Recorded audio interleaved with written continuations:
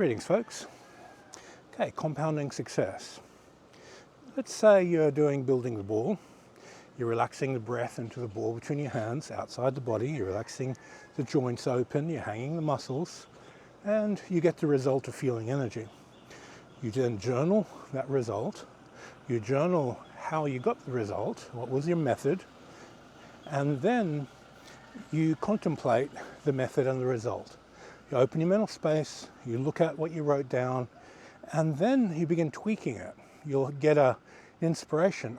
If I tune into this feeling, or if I open the mental space a little bit more, or if I take my awareness from this intense concentration to a softer, more open concentration, or if I slow the energy down. You make these little tweaks to your method, and then you test them, and then you write down the adjustments you made and the result you got. And in doing so, you end up with a type of, how would you put it? A type of growth pattern in your journal. So you graph out your results, and as you graph out your results, you end up with a graph that goes, has a certain rate of improvement.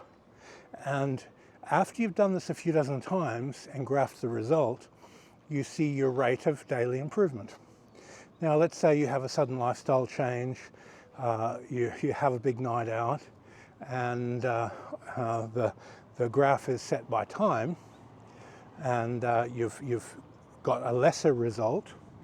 You can look at, what was the lifestyle change that reduced my results? What did I do that prevented me from achieving what I wanted? And there's almost always something that you can pinpoint that makes you better or makes it worse. So let's say better, you practiced with someone who knows what they're doing, or you went to a powerful forest to practice, or you were in this really calm, open space mentally, and you're feeling really good, and your practice improved.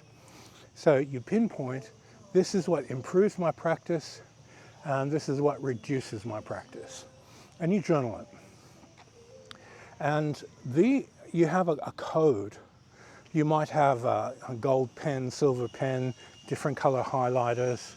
So sometimes you'll underline things that are super important with a certain color pen or a highlighter.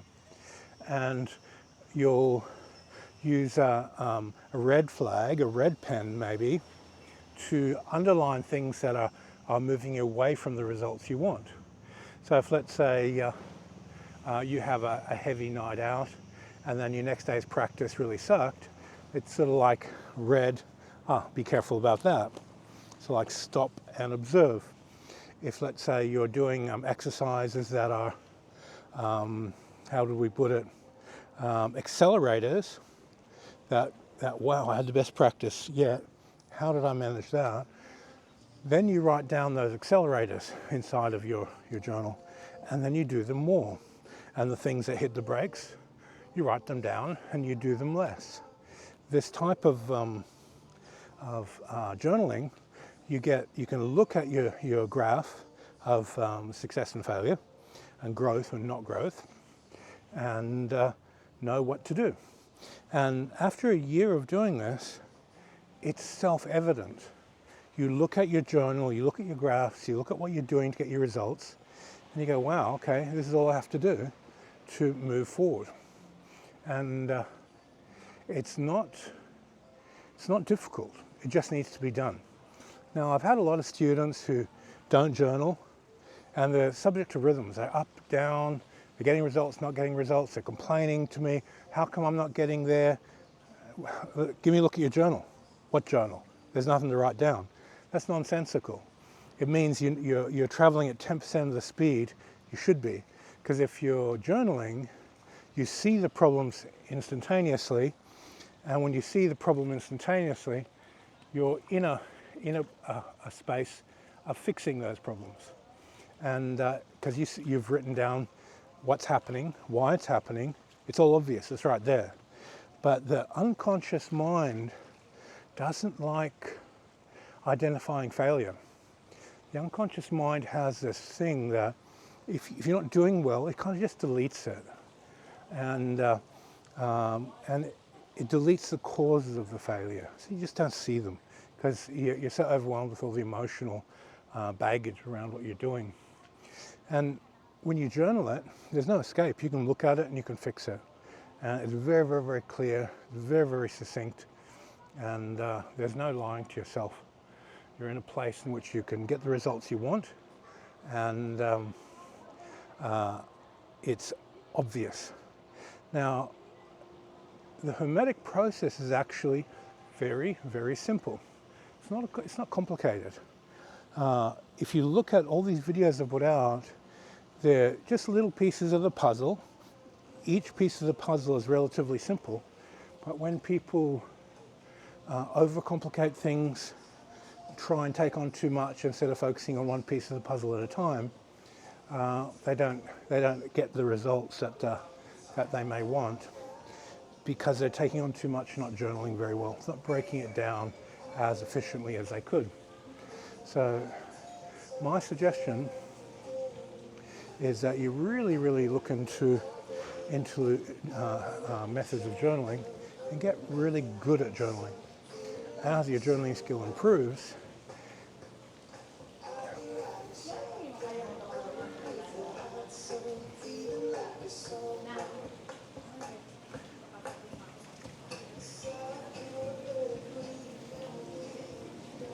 okay, so as your journaling skill improves, so does the graph and your success, and you move forward. And here's an interesting thing. When people come to me and they say, oh, I'm having problems with this, having problems with that, almost 100% of those people, almost, aren't journaling or aren't journaling well enough, because the answer to their question is in their journal. It's obvious. So my suggestion to you is to ensure that you really pay attention to how you journal. Master your journaling skill. If you can master your journaling skill, you don't need a teacher, you are your own teacher. It's a dialogue between you and your unconscious mind.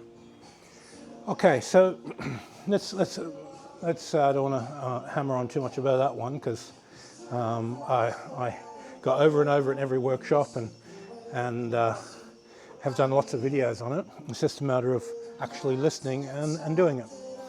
Now, the next aspect of journaling is how to read the messages from your unconscious. Now, when you're, let's say, vital breathing and you're in the vital state, and you open your journal up and start writing about vital methods, your unconscious mind that is working through vital is in direct connection with you. So you can instantly bring that information field of your unconscious understanding of vital into form. Rather than using a pen and paper for this, I like to just record. I used to do audio recording. Nowadays I do video recording. Back, you're going back quarter of a century, video wasn't an easy thing to do. Where audio is a very easy thing to record. So you raise up, get into state, and then you have an intention to amplify your growth rate before you start. It's all about developing skills. And you ask your unconscious, ask the vital energy, ask the Akasha, ask whatever you're working with, what improvements need to be done, and then you start speaking about it. And you just let that information express itself. And your unconscious mind will begin to tell you exactly what you need to do. And as you're saying it and recording it, you're in this thing, I knew that. Because in that moment you do know that. And it's like a deja vu thing that you've always known that, but it's just been below the surface of normal consciousness. It's just been below that space in which you're grabbing and thinking about it and fully aware of it. You're aware of it, but you're not.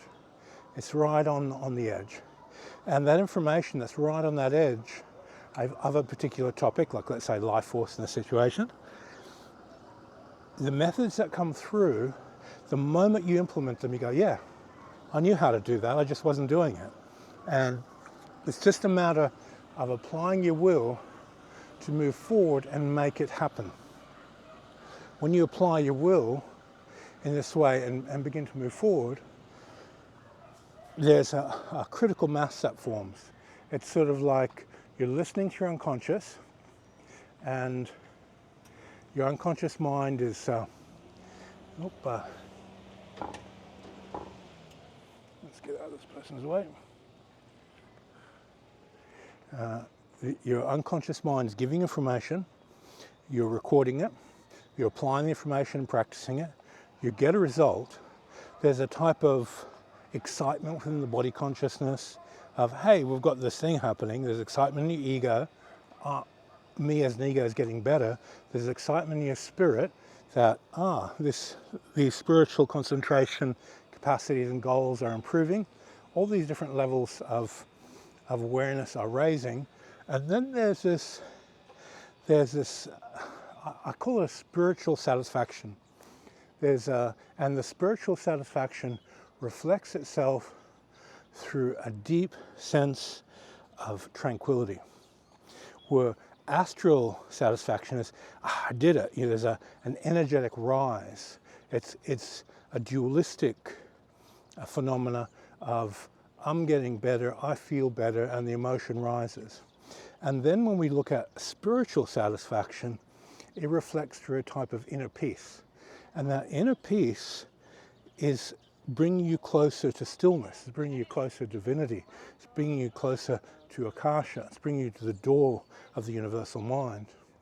And that inner peace that the spirit experiences is a feeling of, I'm doing something right, I'm doing something correct in my spiritual work, I'm in resonance with truth, I'm bringing myself closer to that universal mind substance.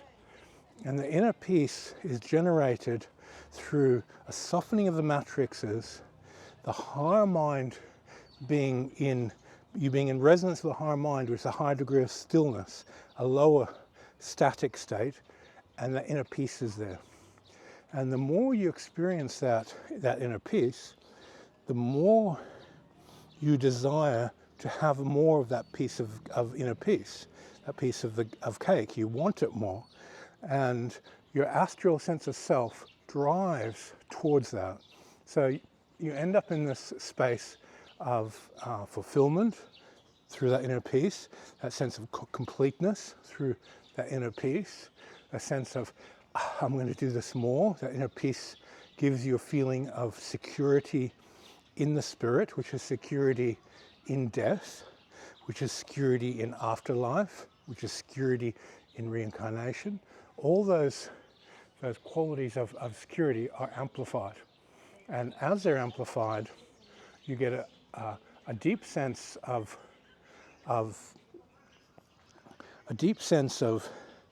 this is what I'm meant to be doing.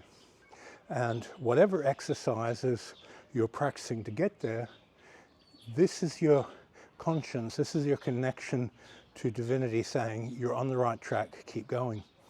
And what I've found is when I learn how to communicate with conscience, I automatically start tuning into better methods of practice, because your own connection to conscience is your teacher. It is your higher self. It is your connection to divinity. And when you pay attention to that, good things start to happen. All right, thanks for your time, and we'll catch you on the next video.